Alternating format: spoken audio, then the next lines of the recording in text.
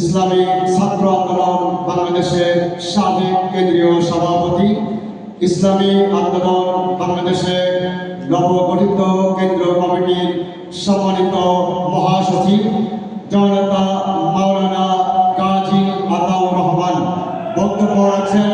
ইসলামী আন্দোলন বাংলাদেশের সংগ্রামী মহাসচিব জননেতা মাওলানা কাজী আতাউর রহমান।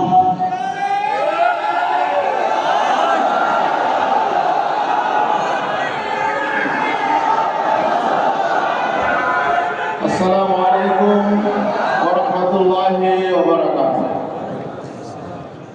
নাহমাদুহু ওয়া নুসাল্লি আলা রাসূলিল কারীম, আম্মা বা'দ। আউযু বিল্লাহি মিনাশ শাইতানির রাজীম। বিসমিল্লাহির রহমানির রহিম।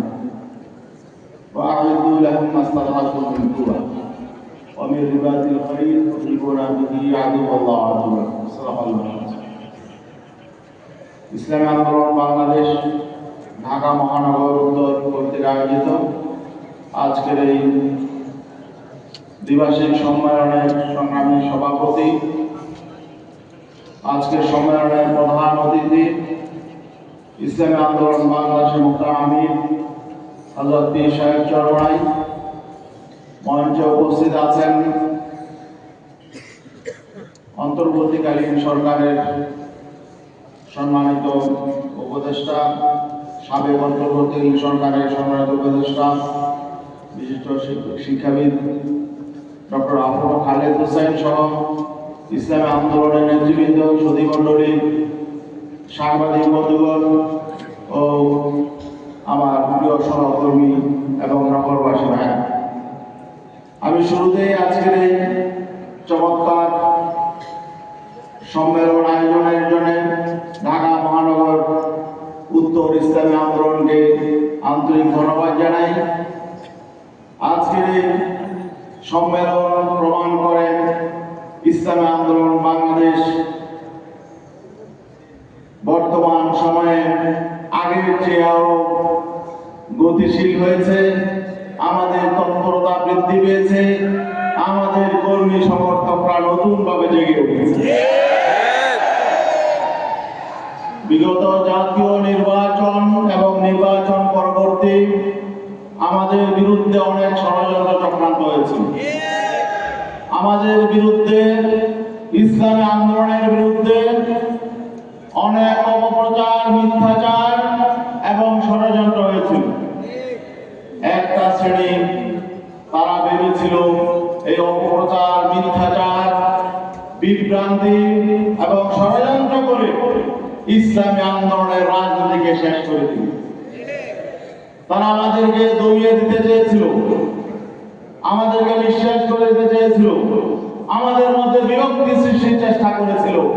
কিন্তু আল্লাহর অশেষ মেহেরবানি, জাতীয় নির্বাচন পরবর্তী বর্তমানে ইসলামী আন্দোলন বাংলাদেশ আগের যে কোনো সময়ের চেয়ে আরো বেশি শক্তিশালী, অতীতের যে কোনো সময়ের চেয়ে আরো ঐক্যবদ্ধ, সুসংহত, আরো গতিশীল।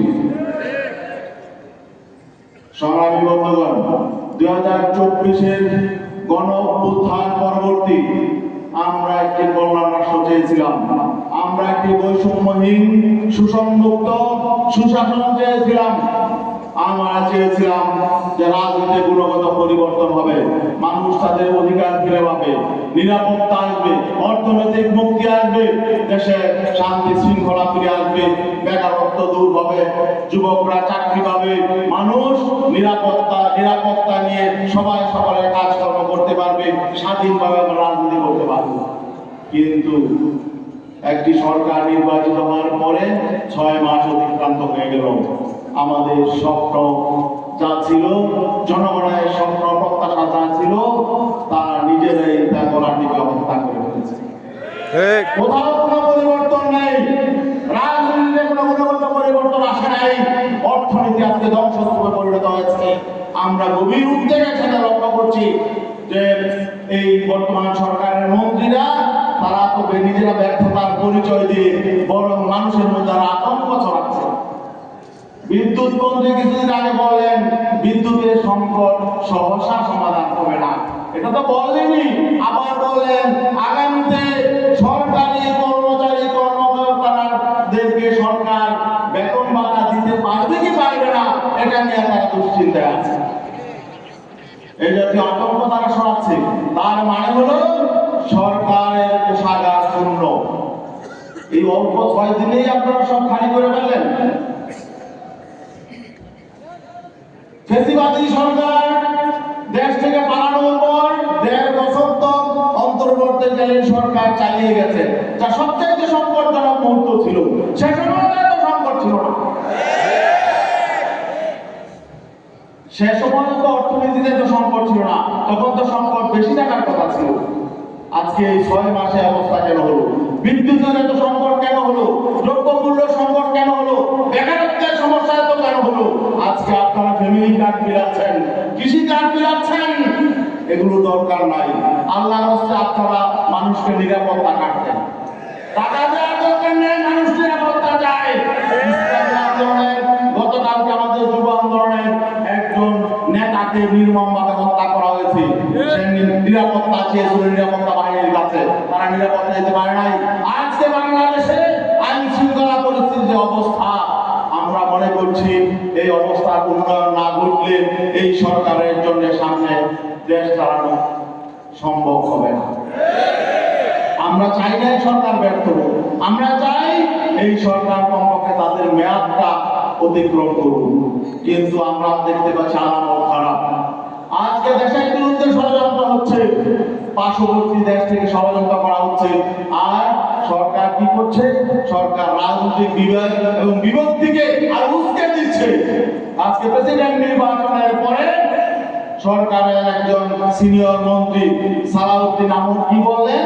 যে বিরোধী দল নির্বাচনে অংশগ্রহণ করে প্রমাণ করেছে ৭২-এর সংবিধান সবাই মেনে নিয়েছে। এটা একটা উস্কানি। তার মানে তারা ৭২-এর সংবিধান তারা আঁকড়ে ধরতে চায়। কিন্তু ৭২-এর সংবিধান আঁকড়ে ধরার জন্য তো জুলাই অভ্যুত্থান হয় নাই। জুলাই অভ্যুত্থান হয়েছে সাংবিধানিক পরিবর্তনের জন্য, সংস্কারের জন্য, রাষ্ট্র সংস্কারের জন্য, রাষ্ট্র পুনর্গঠনের জন্য এবং রাষ্ট্রের যে সাংবিধানিক প্রতিষ্ঠানগুলো আছে ওই প্রতিষ্ঠানগুলো পুনর্নির্মাণের জন্য। কিন্তু আমরা কি দেখতে পাচ্ছি? আমরা দেখতে পাচ্ছি সরকার কোনো মৌলিক পরিবর্তনের দিকে যাচ্ছে না। গত সরকার যা করছে এই সরকার তাই করছে। প্রেসিডেন্ট নির্বাচন হলো, সেই তারা বিগত সংবিধানের আর্টিকেল 70 অনুযায়ী তারা কি করলেন? প্রেসিডেন্ট নির্বাচন করলেন এবং তারা গর্বের সাথে বলছে যে ৭২-এর সংবিধান অনুযায়ী হয়েছে। এগুলো হলো বিরোধী দল কেন উস্কানি দেওয়া। আমরা চেয়েছিলাম আমাদের নেতা পীর সাহেব চরমাই নির্বাচন আগে একটি জাতীয় সরকার গঠনের ফর্মুলা দিয়েছিলেন। এই জন্য আমরা পিআর পদ্ধতির নির্বাচন চেয়েছিলাম।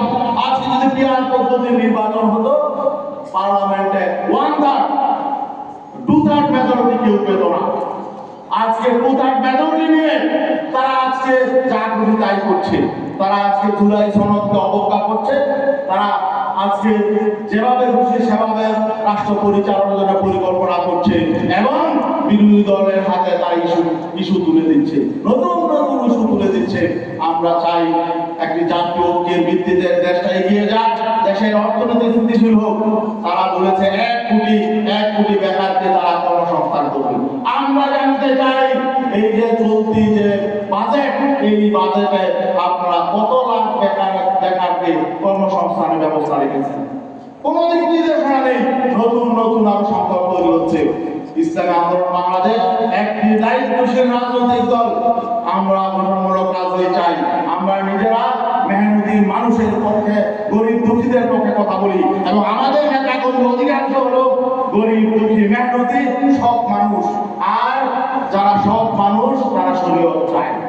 আর শরীয়ত তারা চায় না, শরীয়ত চায় না, শরীয়ত অনুযায়ী চায় না, ইসলাম চায় না। তারা যারা সুবিধাবাদী, যারা অসৎ লুটেরা, তারা যারা মুসলমান নিজেরা দাবি করে শরীয়ত চায় না, ইসলাম চায় না, ইসলাম অনুশাসন চায় না, অথচ আপনি মুসলমান দাবি করবেন। তার মানে কি? আমি মুসলমান দাবি করব, সুবিধা অনুযায়ী চলবো, লুটপাট করব, দুর্নীতি করব, দুঃশাসন চালাবো, ব্যবসায়ী করব। এসব পথ খোলা রাখার জন্যই তারা শরিয়াকে তারা পছন্দ করে না। এই জন্য ইসলামী আন্দোলন বাংলাদেশ যেহেতু মেহনতি দুঃখী মানুষের রাজনীতি করে, সাধারণ মানুষের রাজনীতি করে, আমাদের অধিকাংশ টাকা কর্মী হলো আমরা সৎ এবং খেটে খাওয়া মানুষ, রিক্সাওয়ালা, শ্রমজীবী, মেহনতি মানুষ। আর মেহনতি মানুষই সব সময় পরিবর্তন ঘটিয়েছে। এই অভ্যুত্থানেও আমাদের নেতা কর্মীরা মাঠে ছিল। আগামী দিনেও বাংলাদেশের মৌলিক পরিবর্তনে, বাংলাদেশের মানুষের উন্নয়নে এবং বাংলাদেশকে একটি কল্যাণ রাষ্ট্র প্রতিষ্ঠায় ইসলামী শরিয়ার আলোকে মানুষের অধিকার ফিরিয়ে দেওয়ার জন্য ইসলামী আন্দোলন ভূমিকা পালন করবে। আজকে এখান থেকে ঢাকা মহানগর উত্তরে নতুন কমিটি হবে। আমি আশা করি ইনশাআল্লাহ নতুন কমিটির নেতৃত্বে মহানগর উত্তর আরো গতিশীল হবে, আরো ঐক্যবদ্ধ হবে এবং আমরা মানুষের হৃদয় জয় করে ইনশাআল্লাহ আগামীতে ঢাকা মহানগরকে একটি সুন্দর মহানগরে পরিণত করতে চাই। একটি বিষয় বলে আমি শেষ করছি, সরকার এমন দলীয়করণ করছে, নির্বাচিত প্রতিনিধিদেরকে বাদ দিয়ে তারা সব জায়গায় প্রশাসক বানাচ্ছে। ঢাকা মহানগর 2 সিটিতেও 2 জন প্রশাসক বসিয়ে দিয়েছে, নির্বাচনের নামগন্ধ নাই। আমরা চাই এই স্থানীয় সরকারের সকল স্তরে এই প্রশাসকদেরকে বাদ দিয়ে দ্রুত নির্বাচন দিয়ে নির্বাচিত প্রতিনিধিদের হাতে সকল জায়গায় ক্ষমতা তুলে দেওয়া হোক। সকল জায়গায়, সকল সিটি কর্পোরেশন, সকল পৌরসভা, সকল ইউনিয়ন এবং উপজেলায় নির্বাচনের মধ্য দিয়ে নির্বাচিত